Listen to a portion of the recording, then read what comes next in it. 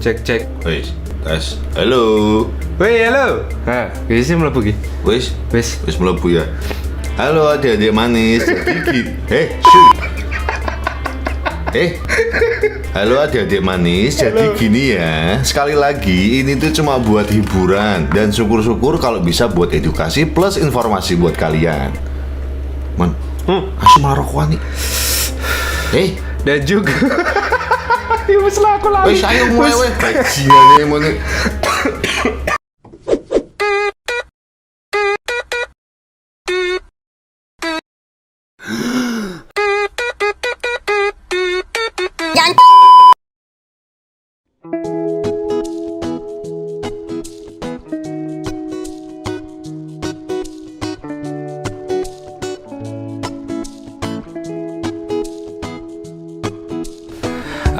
Halo semuanya. Halo. Kembali lagi di channel tontonan favorit keluarga Anda yang membahas film-film unfaedah dan menegangkan, dan bisa dipastikan kamu tidak perlu lagi ke bioskop atau streaming online yang dipenuhi dengan Pembesar judi. iya. Gitu aja. Oke? Oke. Please. Kita duit. Pernah nggak sih kamu ngefans banget sama sebuah dunia dalam film? Pernah. Hingga kamu berharap bisa hidup di dunia tersebut? Pernah. Macam isekai lah ya. Ambil contoh misalnya Emon yang dari dulu pengen banget masuk dunia Teletubbies. Kenapa? Junet gatel. Kenapa Emon? Ya aku pernah lihat Lek Junet sih, nonton Teletubbies, terus aku bilang aku pengen ke situ. Kenapa inspirasinya dari Lek Junet? Saya tahu Teletubbies kan imut. Iya. Ketika melihat Lek Junet kan. Nah, film yang mau kita bahas kali ini nyeritain soal pria-pria yang secara ajaib berhasil masuk ke dunia film kesukaannya, yakni dunia film Saru. Enak ya? Iya. Dan kebetulan film ini dibintangi oleh Chris Pratt. Jadi sebelum jadi Star-Lord dan menjelajah dimensi luar angkasa di Guardian of Galaxy, Mas Pratt rupanya lebih dulu menjelajahi dimensi film Saru. Yakni sebuah dimensi yang bikin celana sempit karena dipenuhi serabi lumpit. Iya, bagus banget ini tumpit. Ya, daripada penasaran, mending kita langsung mulai aja alur filmnya. Dan seperti biasa, ya Jangan lupa subscribe dan terus nyalain lonceng notifikasinya. Piye? Mbak udah ngerti ya. Oh, Seneng lah ya subscribe. Yo, Mari.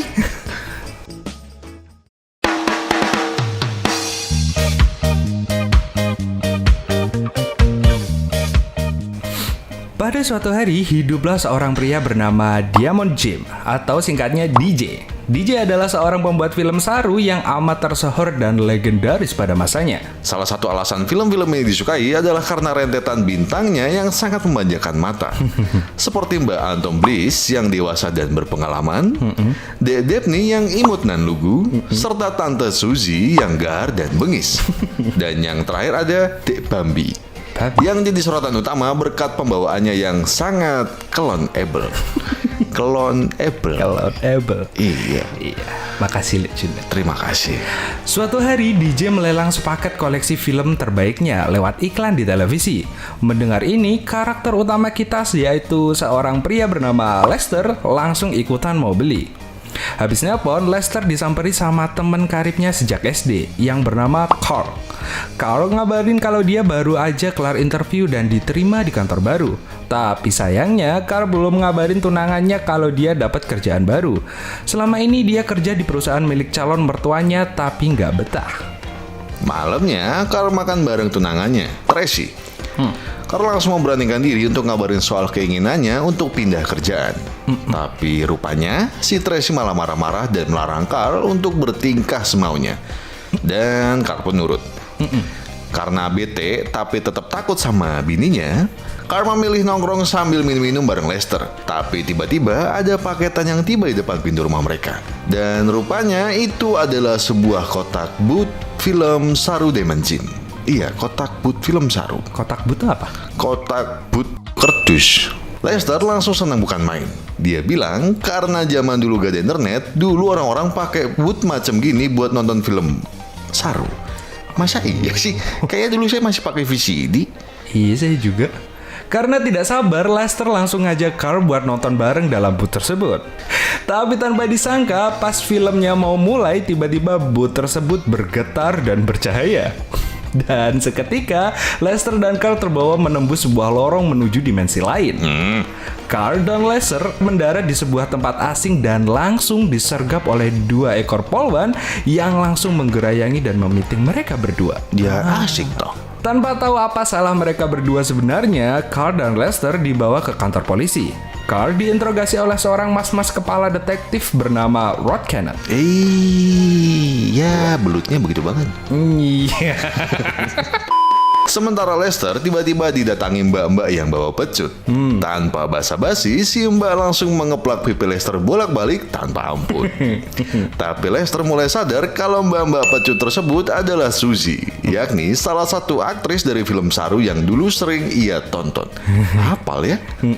Aku ya hafal, suka sama. Iya. Saking ngefansnya Lester sama film tersebut, Lester sampai hafal dialognya. Dan pas Lester niruin dialog di film itu ke Suzy, Suzy langsung berubah dan responnya langsung berubah. Asin West. So kuning toh. Sementara itu, Carl rupanya dijebloskan ke penjara, tapi ternyata penjaranya campur.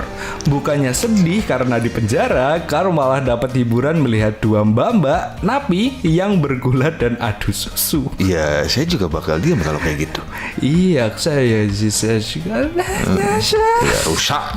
Di tengah pergulatan kedua napi enak tersebut, Carl langsung nyelonong keluar, yang rupanya tidak digembok. Iya, gimana? Sialnya, Lester yang baru saja hendak digagahi oleh Suzy langsung diinterupsi oleh Carl dan dibawa kabur. Ya, tanggung sekali. Carl dan Lester langsung kabur ke kompleks perumahan dan langsung disuguhi pemandangan super menyenangkan berupa gadis-gadis muda belia yang lagi asik delosor, perang bantal, dan semprot-semprotan. Iya, pemandangan yang familiar ya. Kalau berselancar di internet ya. Iya.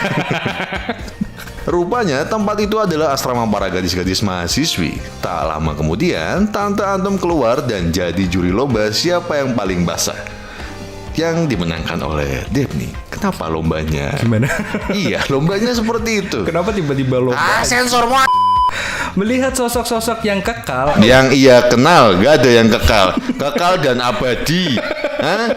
Iya, saya melihat sosok-sosok yang ia kenal, Lester makin yakin bahwa dirinya dan Carl tengah terdampar di dunia film Saru favoritnya. Awalnya Carl tidak percaya, tapi setelah Lester bisa menebak dialog yang diucapkan para gadis-gadis tersebut, Carl jadi mulai ragu. Oke. Datak ragu, aku ya langsung gas. Ini lepas katoknya tuh.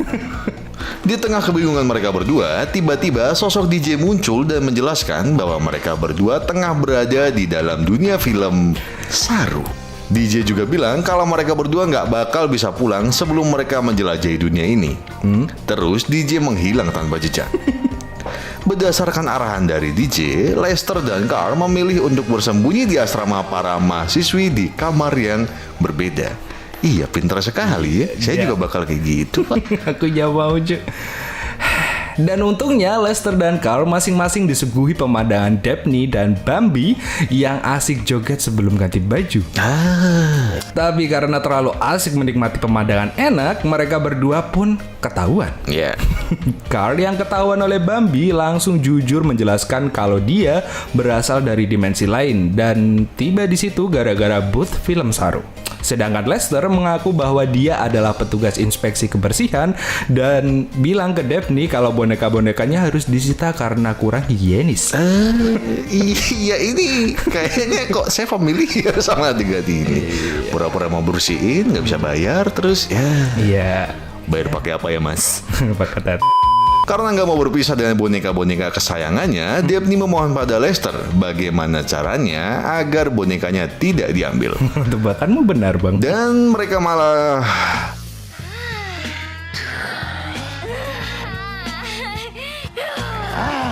Ya kenapa harus menggeram si anjing? Di kamar sebelah, Bambi yang manis dan lugu rupanya langsung percaya pada Carl. Bambi langsung bertekad untuk membantu Carl dan Lester. Manis dan lugu? Kayak anak apa aja ya? Mbak rambutnya tuh. Mbak Alifa. Mbak Alifa. Oh iya, Mbak Alifa. Nah itu dia. Kuliah terus nggak pulang-pulang. Katanya sih saya dengar-dengar. Katanya mau pulang. Masa kapan asik? Cuma ya, tolong mohon nggak usah aneh-aneh. Ya, kalau keluar kamar pakai celana yang bagus. Oke? Iya. Baju galak, Cuk. Kan. Seketika Rod si detektif Saru tiba di asrama tersebut. Betul sekali. Bambi dan Carl langsung masuk ke kamar Daphne, di mana Lester sedang asik ditindih Daphne. Dengan penuh kepanikan, Bambi dan Daphne langsung berusaha menyembunyikan Carl dan Lester. Rod lalu masuk ke kamar Daphne, tapi untungnya Lester dan Carl berhasil sembunyi di balik tirai. Nggak kelihatan dong. Iya, antara nggak kelihatan sama buta tipis memang. Iya. Tapi sialnya tangan Lester kejepit jendela dan kepala Carl nggak sengaja kepukul stick baseball yang diayunkan Rod. Iya, masih nggak kedengeran. Apa sih? Karena jadi korban kejepit dan kepentok kebatangan, Piye? Kejepit dan kepentok batangan. kepentok batangan. Ya sudahlah. Carl dan Lester langsung dilarikan ke rumah sakit yang dipenuhi oleh dokter dan suster yang gaya berpakaiannya mengundang benih-benih malpraktek. Yang gaya berpakaiannya mengundang benih-benih malpraktek. Iya. Mungkin Legend punya masa lalu di balik ini. Iya, kayak apa? Fake hospital. Fake hospital.